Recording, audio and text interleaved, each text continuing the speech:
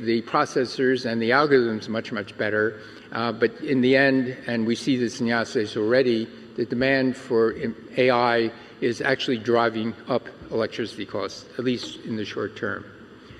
Finally, having said all of that, in this world of 80% renewables, and that's only in the United States, if you're in Japan, if you're in Korea, you'd be hard-pressed to get 80% renewables. Taiwan, Singapore, no way. For renewables, you need a lot of land, you need access to a lot of things, and so many places won't have this. And so you'd still need compact energy generation. I should also say, in terms of batteries, the number I was giving you were only batteries for 3-day storage, not 1-week storage.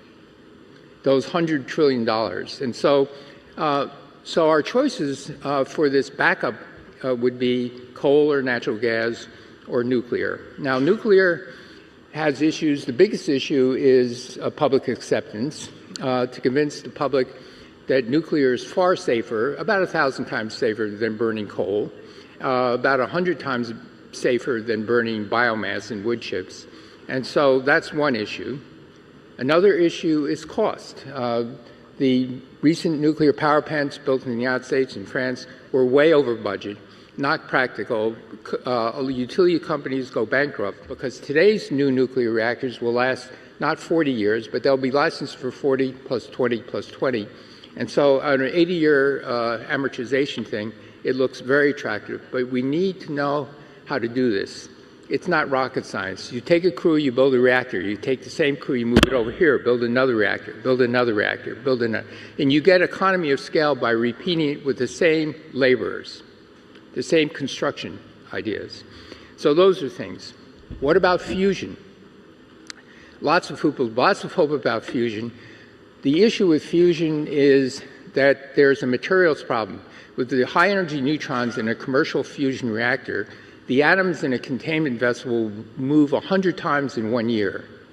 There's also alpha decay that creates helium bubbles, and so the material swells and crumbles.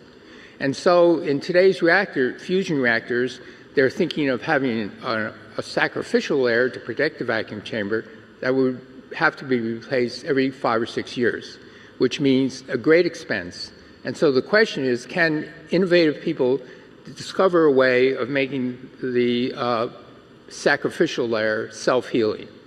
Somehow you can anneal out the defects and things and deal with the radiation.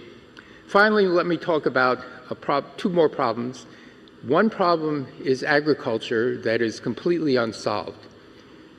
When we use fertilizer, the nutrients, the nitrates, for example, that are not absorbed by the plant are turned into N2O. N2O is a greenhouse gas that's 300 times worse than CO2 and lasts 100 years. And as the world gets richer, it will use more fertilizer. So this becomes a growing part of the problem. Without fertilizer, we can't feed 8.2 billion going to 9.5 billion people. And so this is a problem. There's possibly a hope that you can develop microbes that can enter into symbiotic relationships with plants. I was part of an effort that did this with corn. We were able to eliminate half the fertilizer, but we still needed half the fertilizer. But it took 8 years to develop, and the company that did this synthetic biology went bankrupt because it took too long. So in my own lab, I'm trying to figure out, can we do it by introducing a dozen genes at once, not one at a time, which is the way the old technology worked. And if you can you do this with all the major grains?